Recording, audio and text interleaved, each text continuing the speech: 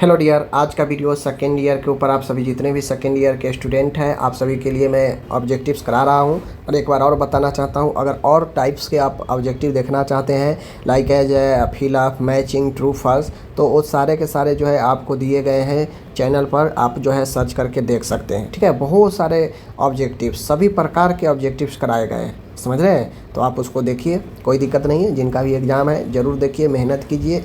सारा सिलेबस पढ़ाया गया है, बस आप देखते रहिए। अब साल भर पहले जो मैं पढ़ा दिया हूँ ऐसा बात थोड़ी ना है कि वो अभी इम्पोर्टेंट नहीं है, अभी नहीं पूछेगा या बदल जाएगा, ऐसा तो होता नहीं है। तो चलिए आज की इस वीडियो को यहाँ पे शुरू करते हैं, ठीक है ना। चारों सब्जेक्ट से हम लोग मिला जुला प्रश्न करते हैं ताकि आप लोग का चारों सब्जेक्ट का कुछ न कुछ ज्ञान होता रहे, ठीक है। चलिए, रेडिएशन थेरेपी समान तौर पर उपचार है किसका? तो हम लोग जानते हैं रेडिएशन थेरेपी जो है कैंसर में चलता है, ठीक है, याद रखना है। जले हुए मरीज के लिए आराम का साधन इनमें से कौन सा है? ठीक है, बेड क्रेडल, ठीक है ना, cardiac table, sand bag, air caution. तो इसमें जले हुए मरीज के लिए बेड क्रेडल जो है काफ़ी उपयोगी होता है, ठीक है। आगे है हृदय ताल की विकृति को क्या कहते हैं? हृदय ताल को विकृति को क्या कहते हैं? तो डिस्थेर्मिया कहते हैं। क्या कहते हैं? डिसरेदेमिया कहते हैं। क्या कहते हैं? डिसरेदेमिया, ठीक है ना, दुष्तालता। ओके, आगे बढ़ते हैं। कैंसर के उपचार के रूपरेखा सभी को शामिल करता है सिवाय किसके? ठीक है, तो आपका वैक्सीन अभी तक कैंसर के उपचार के लिए नहीं है, बाकी surgery, chemotherapy, immunotherapy, radiation therapy सब चीज़ चलता है, ठीक है ना। आगे है टोनोमेट्री किया जाता है किसके मापने के लिए? तो टोनोमेट्री आईओपी, इंट्राओकुलर प्रेशर को मापने के लिए, जो कि आँख में लगता है, उसके लिए करते हैं, ठीक है ना। आगे है अंकुचन एक जटिलता है। अवकुंचन एक किसका जटिलता है? Contraction is one of the complication of, किसका है? तो आप सभी के सामने में है, ठीक है। आप लोग बताइए इसका राइट आंसर क्या होगा। अंकुचन किसका जटिलता है? तो सीसीएफ का, ठीक है ना। काली खांसी जिसे पर्टुसिस कहते हैं, किस रूप में जानते हैं? पर्टुसिस के रूप में, ठीक है। आगे बढ़ते हैं। मलेरिया फैलता है, तो मलेरिया एक प्रोटोजोआ से फैलता है, जो पैरासाइट प्रोटोजोआ होता है उसके द्वारा, ठीक है ना। तो अपन याद करके रखना है। ओके, चलिए बी डी आंसर होगा। कहता है हाइपरटेंशन के इलाज में शामिल है कौन सा? डिचिलाइटिस, एंटीबायोटिक, डायबिटिक, एंटी हाइपरटेंसिव, ठीक है ना। देखिए रक्तचाप के इलाज में जो स्पेसिफिक मेडिसिन होगा एंटी हाइपरटेंसिव होगा, लेकिन सपोर्टिव मेडिसिन में डायूरेटिक भी होता है, ठीक है ना। शरीर से एक्सेसिव मूत्र को बाहर निकालता है तो प्रेशर भी कम होता है, ठीक है, याद रखिएगा। आगे है टोनोमेट्री के अंदर के दबाव को मापने, टोनोमेट्री आँख के दबाव को मापने के लिए करता है, ठीक है ना। हाइपोवॉल्यूमिक शॉक का कारण क्या होता है? तो हाइपोवॉल्यूमिक शॉक का कारण होता है कि बहुत ज़्यादा मात्रा में बॉडी से फ्लूइड का निकल जाना, तरल का निकल जाना। अब वो तरल ब्लड भी हो सकता है, वो तरल जो है बॉडी का पानी भी हो सकता है, ठीक है। तो decrease fluid level, option number D. Okay, भूकंप क्या है? तो भूकंप क्या है? भूकंप एक नेचुरल डिजास्टर है, याद रखिएगा, प्राकृतिक आपदा है। ओके, आगे है कौन सा नैदानिक परीक्षण टाइफाइड बुखार के लिए प्रयोग किया जाता है? तो टाइफाइड के लिए विडाल टेस्ट किया जाता है, मॉन्टेक्स टेस्ट टीबी के लिए, ठीक है। आगे बढ़ते हैं। आंतरिक विकिरण चिकित्सा जो है किस रूप में जाना जाता है? इंटरनल रेडिएशन थेरेपी किस रूप में जानते हैं? तो हम लोग जानते हैं ये होता है आंतरिक विकिरण चिकित्सा के रूप में हम लोग किसे जानते हैं? तो ए ऑप्शन ब्रेकीथेरेपी, ठीक है, याद रखिएगा। कौन सा? ब्रेकीथेरेपी, याद रखिएगा। ओके, आगे बढ़ते हैं। कहता है एसिडिटी का उदाहरण क्या है? तो एसिडिटी का उदाहरण क्या है? एसिडिटी नहीं है, एसटीडी है, ठीक है ना, एसटीडी। तो एसटीडी मतलब होता है सेक्सुअल ट्रांसमिटेड डिजीज, तो राइट आंसर इसमें एड्स होगा, ठीक है, याद रखिएगा। आगे है प्रकाश के प्रति समान संवेदनशीलता को जाना जाता है, यानी प्रकाश के प्रति अगर संवेदनशीलता ज़्यादा हो तो उसे फोटोफोबिया कहते हैं, यानी चौका चंद, जिसमें प्रकाश में जाने से व्यक्ति को सेंसेशन होने लगता है, दिक्कत होने लगता है, ठीक है, याद रखिएगा। डिप्लोपिया जो होता है डबल विजन को कहते हैं, ठीक है, याद रखिएगा। हाइड्रोफोबिया जल से डर को बोलते हैं। ओके, आगे बढ़ते हैं। कहता है एलपी के बाद लंबर पंक्चर के बाद रोगी को किस पोजीशन में रखते हैं? पहले बता चुके हैं, कमेंट करके आप लोग बताइए, ठीक है। आगे है जलने की एक विशेष जटिलता क्या है? तो जलने के बाद एक विशेष जटिलता होता है renal failure, option number A, ठीक है ना, रीनल फेल्यूर होगा, ये याद रखिएगा। जलने की एक विशेष जटिलता वृक्कीय विफलता होगा, ठीक है ना, याद रखिएगा, रीनल फेल्यूर। ओके, आगे बढ़ते हैं। आगे है पहली ट्रैंक्विलाइजर मेडिसिन कौन सा है? देखिए पहली ट्रैंक्विलाइजर मेडिसिन क्या है? तो पहली ट्रैंक्विलाइजर ऑप्शन के अकॉर्डिंग क्लोप्रोमाजाइन जो है आपका यह फर्स्ट जनरेशन की दवाई है, ठीक है, क्लोप्रोमाजाइन याद रखिएगा। कहता है एनोडिनिया का तात्पर्य क्या है, तो एनोडिनिया का तात्पर्य होता है रुचि में कमी, ठीक है ना, किसी चीज़ में जो है रुचि न रख पाना, ठीक है ना, तो ये एनोडोनिया होता है, ठीक है ना। स्किज़ोफ्रेनिया में उपयोगी ड्रग कौन सी है, तो स्किज़ोफ्रेनिया में उपयोगी ड्रग इनमें से आपका क्लोप्रोमाजाइन, ठीक है, क्लोप्रोमाजाइन। हेलिपेरिडोल जो है होता है एंटीसाइकोटिक ड्रग है और यह एंटीसाइकोटिक ड्रग के लिए फर्स्ट चॉइस ऑफ ड्रग हेलिपेरिडोल होता है, ठीक है, याद रखिएगा। आगे है national institute of mental health and neuro sciences स्थापित है कहाँ पे, जिसको हम लोग निहाम्स बोलते हैं, वो आपके बेंगलोर में शामिल है, ठीक है, याद रखिएगा। कहता है मेजर सिम्टम्स ऑफ हिस्टेरिया नामक पुस्तक में किस रोग का जिक्र है, तो नाम से यह स्पष्ट है हिस्टेरिया, तो the major symptoms of hysteria के बीमारी के लिए जो है इस बुक में छपा है, ठीक है ना। कहता है कलकत्ता के कार्मिकल हॉस्पिटल को अब किस नाम से जानते हैं, तो कलकत्ता के जो कार्मिकल जो आपका हॉस्पिटल है अब इसे आरजीकर हॉस्पिटल के नाम से जानते हैं, और इसी में एक पिछले कुछ महीनों साल पहले भयंकर एक एक्सीडेंट जो है हुआ था डॉक्टर के साथ में आरजीकर हॉस्पिटल में ही, ठीक है ना। आगे है किस उम्र में एंटीसाइकोटिक ड्रग नहीं देनी चाहिए, तो देखिए फर्स्ट ईयर में एंटीसाइकोटिक ड्रग नहीं देनी चाहिए, या यूँ कहा जाए तो जो एकदम बच्चे होते हैं 1-2 साल के उनमें एंटीसाइकोटिक ड्रग नहीं देनी चाहिए, ठीक है। आगे है बाइपोलर मूड डिसऑर्डर में सर्वाधिक प्रचलित रोग निरोधक औषधि कौन सी है, तो बाइपोलर मूड डिसऑर्डर के लिए जिसमें लिथियम आपका सबसे ज़्यादा प्रचलित ड्रग है, ठीक है। F20 से F29 समूह के अंतर्गत कौन से मनोरोग आते हैं, तो देखिए इसमें तो बहुत सारे मनोरोग आता है, लेकिन इस ऑप्शन के अकॉर्डिंग एक सिजोफ्रेनिया राइट होगा, ठीक है ना। तो F20 से F29 जो है आपको सिजोफ्रेनिया भी शामिल है, ठीक है ना। अब आप लोग बताइए कि बेंगलोर में मेंटल हॉस्पिटल की स्थापना कब की गई, ये आप लोग को इसका आंसर देना है, ठीक है ना। चलिए कहता है F30 से F39 समूह के अंतर्गत मनोरोग आते हैं, कौन सा मनोरोग आते हैं F30 से F39, तो ये आते हैं इफेक्टिव डिसऑर्डर, ठीक है ना, मनोदशा वाला, मनोदशा, ठीक है, याद रखिएगा। आगे है क्लोप्रोमाजाइन का ड्रग ग्रुप क्या है, तो क्लोप्रोमाजाइन एक एंटीसाइकोटिक ग्रुप का ड्रग है, ठीक है, याद रखिएगा। आगे है यहाँ पे नेक्स्ट क्वेश्चन है, कहता है रक्त संचार में मिलाए गए रासायनिक तत्व शरीर के प्रत्येक भाग में कितने समय में पहुँच जाते हैं, जैसे मान गए बहुत सारे ऐसे केमिकल जैसे दवाई वगैरह लेते हैं तो केमिकल ही होता है, तो कहता है अगर ब्लड सर्कुलेशन में हम कोई केमिकल देते हैं तो पूरे बॉडी भाग में कितने समय में पहुँच जाता है, तो वो 15 सेकेंड में पहुँच जाता है, ठीक है, याद रखिएगा।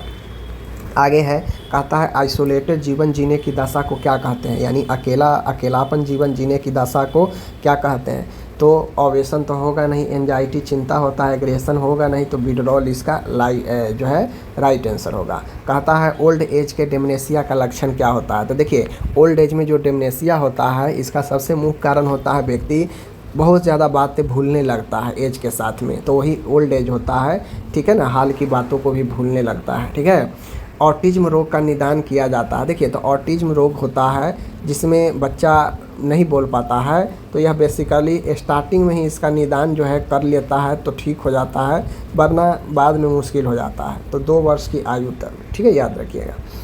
कहता है अंतःस्रावी रोगों से संबंधित मानसिक रोग कौन सा है, तो देखिए इनमें से सभी रोग है, ग्रेवी रोग, पुलमर रोग, एडिसन रोग, सब जो है अंतःस्रावी से संबंधित रोग है, ठीक है, याद रखिएगा।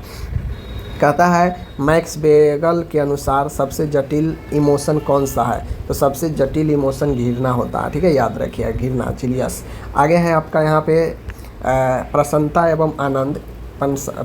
एवं आनंद देने वाली सभी गतिविधियों में अरुचि होना तथा उनसे मुंह मोड़ लेना क्या कहलाता है, वही मैं बात करता हूँ कि लैक ऑफ इंटरेस्ट, ठीक है ना, लैक ऑफ इंटरेस्ट ये एहेडोनिया कहलाता है, जिसमें जो खुशी दे, जो आनंद दे, वैसे चीज़ों में भी इंटरेस्ट व्यक्ति नहीं रखता है, उसे मुंह मोड़ लेता है, तो उसे एहेडोनिया बोलते हैं, ठीक है, याद रखिएगा।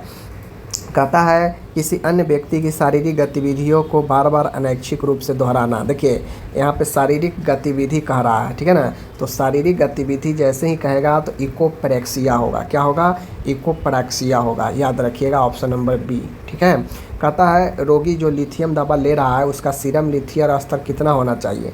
तो देखिए जो दवा ले रहा है उसको सीरम का लिथियम स्तर जो है 0 जो है आपको मैं बता दूँ 0.6 से लेकर 1.2 तक होता है, ठीक है। याद रखिएगा इतना। लेकिन ऑप्शन में देखेंगे कि इसके नज़दीक कौन सा है, तो देखिए सब ज़्यादा है, ठीक है ना। यही आपका जो है एक मैच कर रहा है, तो यही अपन राइट आंसर होगा, ठीक है। आगे बढ़ते हैं। जब रोगी अपनी मानसिक बीमारी के बारे में ज्ञान न हो तो उसे क्या कहते हैं। जब मनुष्य को अपने मानसिक बीमारी है लेकिन उसको मानसिक बीमारी के बारे में ज्ञान नहीं है तो उसे हम लोग क्या कहते हैं? लैक ऑफ इंसाइट कहते हैं, अंतर्दृष्टि का अभाव, ठीक है। नशीले पदार्थों को छोड़ देने पर मरीज में पाए जाने वाला लक्षण कौन सा होता है। तो मान के कोई अगर एल्कोहल ले रहा है, कोई कुछ ले रहा है, कोई कुछ नशीला पदार्थ ले रहा है और अचानक से उसको छोड़ देगा तो उसमें कौन सा लक्षण होगा? सबस्टांस एब्यूज होगा, ऑप्शन नंबर डी, ठीक है। बात को दोहराना क्या कहलाता है। तो किसी के बातों को, किसी के फ्रेज, किसी के भाषण को नकल करना, वर्ड को नकल करना इकोलेलिया कहलाता है। इसे शब्दानुकरण भी कहते हैं, शब्द का अनुकरण करना। कार्बामाजेपाइन औषधि का उदाहरण है। कार्बामाजेपाइन औषधि किसका उदाहरण है। तो यह एक एंटी कन्वल्सन ड्रग है, ठीक है, जो मिर्गी, दौरा इन सब में काम में आता है, ठीक है। याद रखिएगा। सिजोफ्रेनिया एक गंभीर मानसिक रोग है, ठीक है। यह किसका रोग है। तो यह आपका मन का रोग है, ठीक है ना। यह आपका मन का रोग है, याद रखिएगा ऑप्शन नंबर ए, ठीक है ना। ऑप्शन नंबर ए, सिजोफ्रेनिया एक गंभीर मानसिक रोग है। एनोरेक्सिया नर्वोसा एक क्या है। तो एनोरेक्सिया नर्वोसा एक खाने से संबंधित विकार है, ठीक है ना, खान पान से संबंधित डिसऑर्डर है। ओके, आगे बढ़ता हूँ। ऊंचाई से डर लगने को क्या कहते हैं। तो ऊंचाई से डर लगने को एक्रोफोबिया कहते हैं, ऑप्शन नंबर ए, एक्रोफोबिया, ठीक है। याद रखिएगा ऊंचाई से डर। उन्माद के लिए कौन सा औषधि बेस्ट होता है। लिथियम उन्माद के लिए परफेक्ट होता है। प्रोत्साहन के बिना हो जो गलत धारणा के रूप, देखिए प्रोत्साहन के बिना जो चीज़ें होता है उसको गलत धारणा जो हो जाता है उसे क्या कहते हैं। तो उसे गलत धारणा हेलुसन होगा, जो प्रोत्साहन के बिना हो, किसी चीज़ के बिना अगर गलत धारणा हो जाए तो उसे हेलुसिनेशन।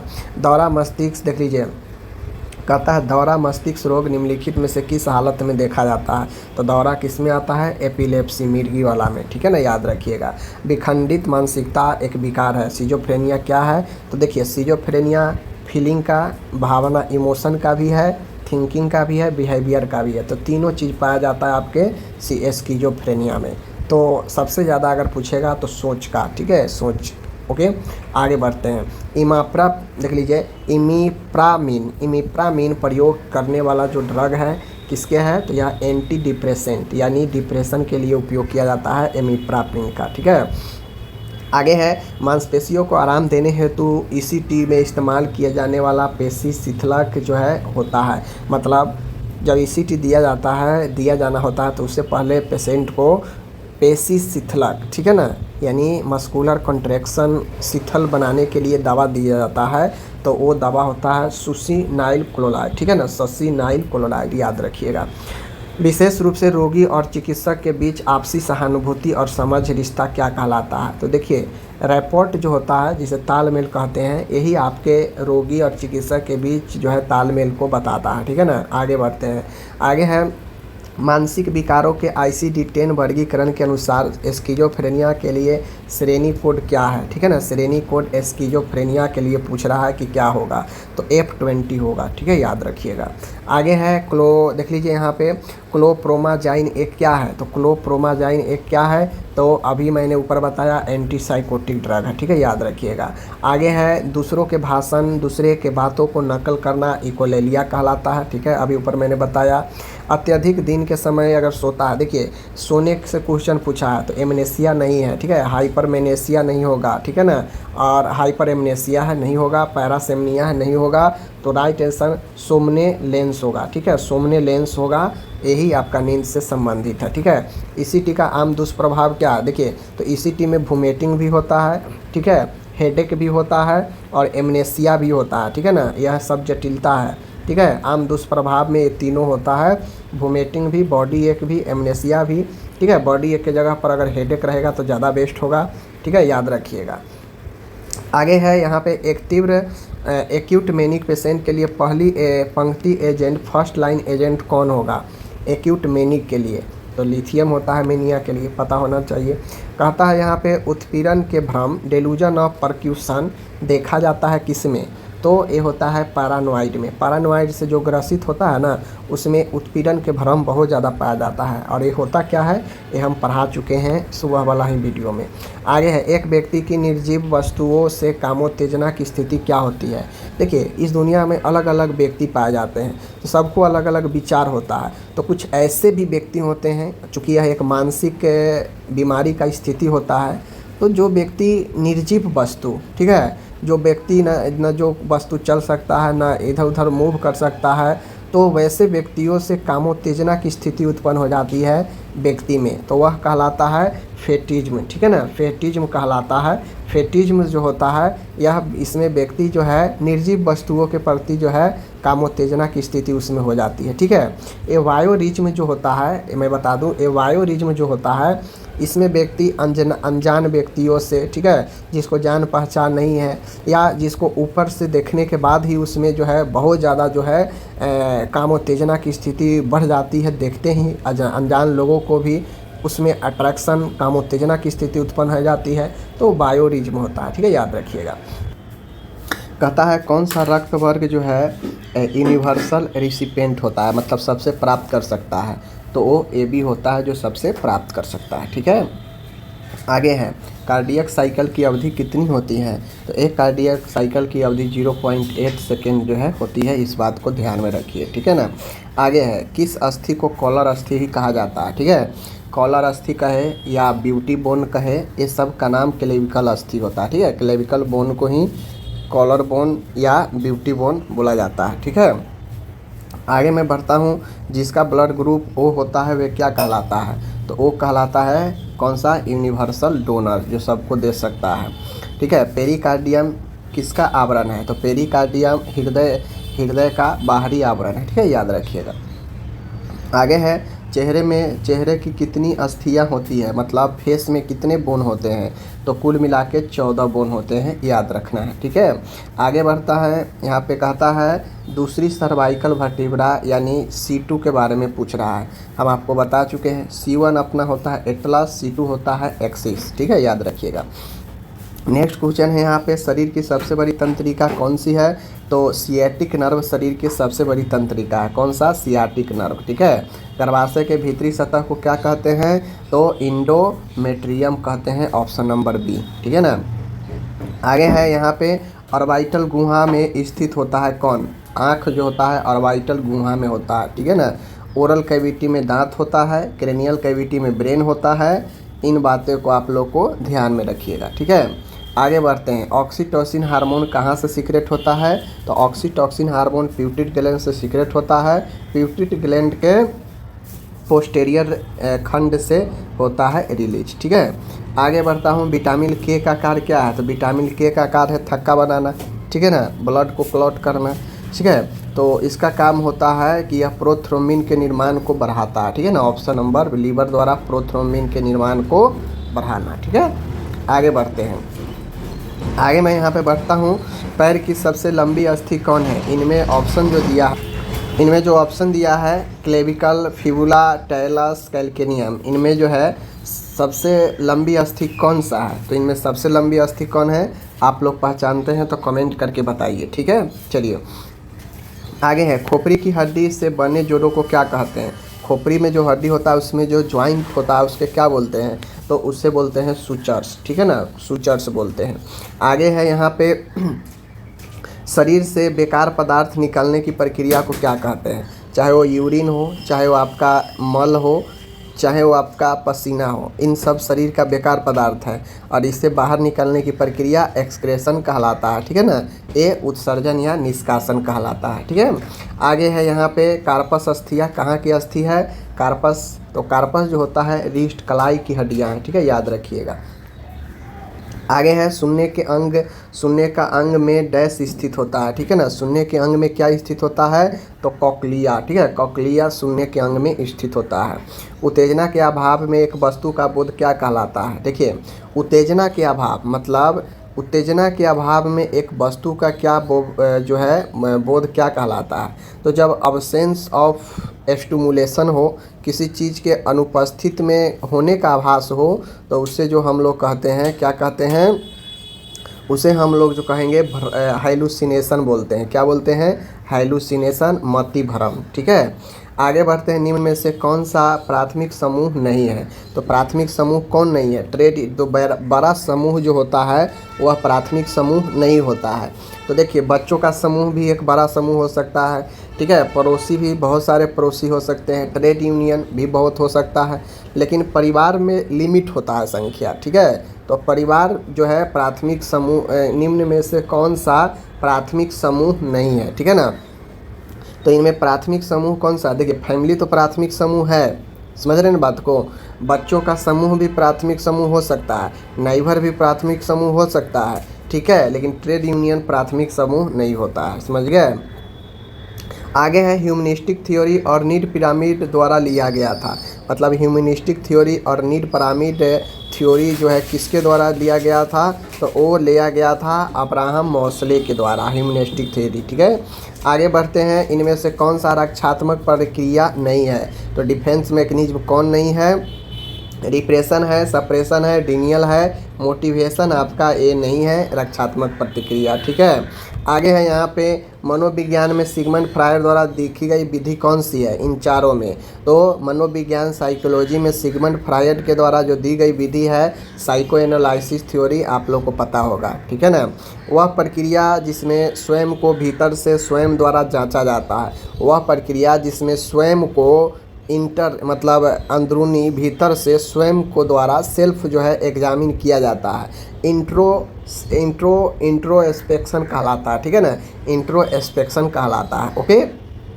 आगे बढ़ते हैं, फैसला लेने से सेंस ऑफ पावर कहते हैं, फैसला लेने के सेंस ऑफ पावर कहते हैं। तो हम लोग फैसला कब लेते हैं, जब इच्छा शक्ति मजबूत होती है, इसे सेंस ऑफ पावर कहते हैं, ऑप्शन नंबर डी, ठीक है। देश का उत्पादित कुल आय को क्या कहा जाता है, तो टोटल इनकम ऑफ कंट्री, ठीक है ना, उससे हम लोग राष्ट्रीय आय कहते हैं, ऑप्शन नंबर डी। आगे है यहाँ पे पदानुक्रमित क्षेत्रों में समाज के विभाजन को क्या कहा जाता है, ठीक है ना। एक पद में पद बाई पद, डिवीजन बाई डिवीजन जो बंटवारा है समाज में, उसे हम लोग क्या कहते हैं, उसे स्ट्रैटिफिकेशन, स्तरीकरण कहते हैं, समझ रहे बात को। चलिए आगे बढ़ते हैं। आगे है मूत्र त्याग का अनियंत्रित होना क्या कहलाता है। तो जब मूत्र त्याग में अनियंत्रित होता है तो उसे यूरिनरी इनकॉन्टिनेंस कहलाते हैं, ठीक है, यूरिनरी इनकॉन्टिनेंस कहलाते हैं, समझ गए। आगे बढ़ते हैं।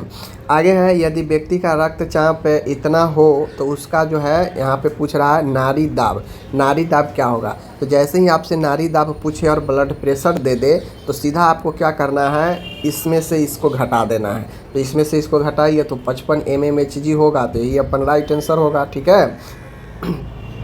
शरीर यांत्रिक के अंतर्गत क्या शामिल नहीं है, ठीक है ना। शरीर यांत्रिक के अंदर, बॉडी मैकेनिज्म के अंदर क्या शामिल नहीं है इनमें से, तो बॉडी मैकेनिज्म के अंदर बैलेंस शामिल है, गुड पोस्चर होना चाहिए भी शामिल है, लार्ज मसल्स भी शामिल है, स्मॉल मसल्स इसमें शामिल नहीं है, ठीक है। आगे है 5 से 6 महीने पर शिशु को दिए जाने वाले सप्लीमेंट्री फूड जो होता है, संपूरक आहार को क्या कहते हैं, तो सब लोग जानते हैं वीनिंग कहते हैं, ठीक है, वीनिंग। आगे बढ़ते हैं। आगे है यहाँ पे, इनमें से किस स्थिति को रिकवरी स्थिति कहते हैं, तो इनमें से जो ऑप्शन है वो होगा Sims lateral position, Sims lateral position, ठीक है। आगे बढ़ते हैं। एनीमा दिए जाने वाले द्रव की मात्रा वयस्क में कितनी होती है, तो एडल्ट में यह मात्रा कितनी होती है, 500 से लेकर 1000 मिली जो है आपका यह जो है होता है द्रव की मात्रा, ठीक है, जो एनीमा में दिया जाता है। वह दवाएं जो संवेदनहीनता करती है उसे क्या कहते हैं, तो उसे एनेस्थेटिक कहते हैं, निश्चेतक कहते हैं, जो संवेदना उत्पन्न जो है संवेदन को क्या करता है, ख़त्म करता है। आगे है पैरासीटामोल है। पैरासीटामोल क्या है? तो पैरासीटामोल एक एनाल्जेसिक भी है और एंटीपायरेटिक, दोनों का काम करता है, समझ रहे हैं। आगे है बीडी का क्या मतलब होता है? तो बीडी का अर्थ होता है आपका दोनों टाइम, यानी दिन में 2 बार, ठीक है। आगे बढ़ते हैं। आगे क्वेश्चन है यहाँ पे, जब आगे चलेंगे, कहता है अपूर्ण पचित भोजन का आमाशय से मुंह में आना क्या कहलाता है? मतलब पूर्ण रूप से भोजन पचा हुआ नहीं है और वैसा भोजन अगर आमाशय से ऊपरी मुंह में आता है तो उसे क्या कहते हैं? उसे रिगर्टिशन बोलते हैं, ठीक है। रिगर्टिशन बोलते हैं, याद रखिएगा, ठीक है। रक्त में ऑक्सीजन की कमी क्या कहलाता है? तो रक्त में ऑक्सीजन की कमी हाइपोक्सेमिया कहलाता है, इस बात को ध्यान में रखिएगा, ठीक है। आगे बढ़ते हैं। बच्चों में आईएम इंजेक्शन, इंट्रामस्कुलर इंजेक्शन देने का उपयुक्त जगह कौन सा है बच्चों में? तो कौन सा होगा? वास्टस लैटेरियस। यह जांघ का आपका क्या है? मसल्स है, वास्टस लैटेरियस। यह आपको जगह वेस्ट है आईएम इंजेक्शन के लिए, ठीक है। वह पदार्थ जो विष के प्रभाव को कम करने के लिए प्रयोग किए जाते हैं। तो जो विष पॉइजन होता है उसके प्रभाव को कम करने के लिए जो पदार्थ दिए जाते हैं उसे एंटीडोट्स कहते हैं, ठीक है। Antidotes, option number A. आगे बढ़ते हैं। यहाँ पे देख लीजिए 30 मिली कितने अंश के बराबर होते हैं? तो 30 मिली कितने अंश के बराबर होते हैं? 1 अंश के बराबर होते हैं, ठीक है, याद रखिएगा। आगे है अस्पताल से होने वाले संक्रमण को अस्पताल जनित संक्रमण या उसी को नोजोकोमियल इन्फेक्शन बोलते हैं, ठीक है। आगे बढ़ता हूँ। धातु के पात्रों में भंडारित और ढक कर, यहाँ पे देखिए ढक कर होगा, ढक कर रखा गया पानी क्या जो है कहलाता है? तो पानी शुद्ध बना रहता है और आंशिक रूप से अपने वायु धारण गुण को खो देता है, मतलब उसके अंदर कोई एक्स्ट्रा फालतू का वायु नहीं आता है और पानी शुद्ध बना रहता है, ठीक है। आगे है व्यावसायिक स्तर पर जल शुद्धिकरण का प्रथम चरण क्या कहलाता है? यानी व्यावसायिक स्तर पर जल का शुद्धिकरण का प्रथम स्टेप क्या कहलाता है? तो प्रथम स्टेप होता है आपका सेडिमेंटेशन, ठीक है, सेडिमेंटेशन, ओके। कम्युनिकेशन की प्रकार इनमें नहीं है, कौन सा नहीं है? तो देखिए वर्बल, नॉन वर्बल होता है, 1 वे 2 वे भी होता है, ऑडियो एवं वीडियो भी होता है, लेकिन एक्टिव और पैसिव यह आपका एक्सरसाइज है। एक्टिव एक्सरसाइज, पैसिव एक्सरसाइज, ना कि कम्युनिकेशन है, ठीक है, याद रखिएगा। आगे है शरीर में लौह तत्व की आवश्यकता होती है, ठीक है ना। शरीर में लौह तत्व की आवश्यकता होती है किसके लिए? तो ऑक्सीकरण की प्रक्रिया के लिए। किसके लिए? ऑक्सीकरण की प्रक्रिया के लिए, ठीक है। आगे बढ़ते हैं। यहाँ पे कुपोषण को रोकने के लिए आवश्यक नहीं है। कौन आवश्यक नहीं है कुपोषण के रोकने के लिए? तो इनमें देखिए स्तनपान है, रोक सकता है। जन्म से पहले अच्छी देखभाल व पर्याप्त भोजन, ये भी रोक सकता है। टीकाकरण कोई ज़रूरी नहीं है कुपोषण के दूर करने के लिए, ठीक है। आगे है दालों में प्रोटीन की मात्रा कितनी होती है? तो लगभग यह जो है 20 से 30, याद रखिएगा। इसी के बीच में अगर ऑप्शन रहेगा तो आप टिक मारिएगा, ओके। कहता है बोरवेल शौचालय नहीं बनाने चाहिए, क्यों? तो बोरवेल शौचालय क्यों नहीं बनाना चाहिए? तो बोरवेल शौचालय क्यों नहीं बनाना चाहिए? क्योंकि होल जल्दी भर जाता है, ठीक है ना। क्या हो जाता है? जल्दी भर जाता है। बोरवेल जो शौचालय होता है यह जल्दी भर जाता है, ठीक है। आगे है वह रोग जिसकी रोकथाम निश्चित रूप से की जा सकती है। तो इनमें कौन सा रोग है जिसको निश्चित रूप से हम रोकथाम कर सकते हैं? आप लोग कमेंट कीजिए, ठीक है। आगे है भावनाओं की प्रधान प्रकारों में नहीं आता, यानी इमोशन की प्रधान प्रकारों में कौन नहीं आता है? तो देखिए इमोशन पॉजिटिव निगेटिव होता है, तो आनंद है, भय भी है और दुख भी है, समझ रहे। तो यहाँ पे जो टहलना है, टहलना कोई जो है आपका यहाँ पे इमोशन नहीं होता है, ठीक है, याद रखिएगा। आगे बढ़ते हैं। महामारी जो देश या पूरे विश्व में फैलता है उसे पेंडेमिक कहते हैं, वैश्विक महामारी, ठीक है। आगे बढ़ते हैं। कहता है विद्यालय स्वास्थ्य सेवा यानी स्कूल हेल्थ सर्विस में शिक्षक का प्राथमिक उत्तरदायित्व क्या होता है? इमरजेंसी केयर या फर्स्ट एड प्रदान करना, ऐसा भावनात्मक एवं सामाजिक वातावरण प्रदान करना जो बच्चे के विद्यालय दिनों को पूर्णतः और स्वस्थ से भर दे, रोगों और असमानताओं को छांटना और जानकारियाँ को रिकॉर्ड करना, अपने करिकुलम प्लान के भाग के रूप में नवीनतम आंकड़ों के सामग्री प्रदान करना। तो राइट आंसर कौन सा होगा? राइट आंसर होगा ऑप्शन नंबर बी, ठीक है। पानी से डर हाइड्रोफोबिया कहलाता है और यह रेबीज में होता है, ठीक है। ऊर्जा उत्पन्न करने वाला पदार्थों में सम्मिलित है कौन? जड़ें, रूट्स, वीड्स, शुगर केन सभी। तो ऊर्जा जो है इनमें सभी से प्राप्त आप कर सकते हैं, ठीक है ना। आगे बढ़ते हैं, यहाँ पे विटामिन ए का सबसे अच्छा स्रोत कौन सा है? तो विटामिन ए का सबसे अच्छा स्रोत जो है कौन सा है? मांस, हरी पत्तेदार सब्जियाँ, मछली सभी। तो इनमें right answer option number B, हरी पत्तेदार सब्जियाँ, ठीक है।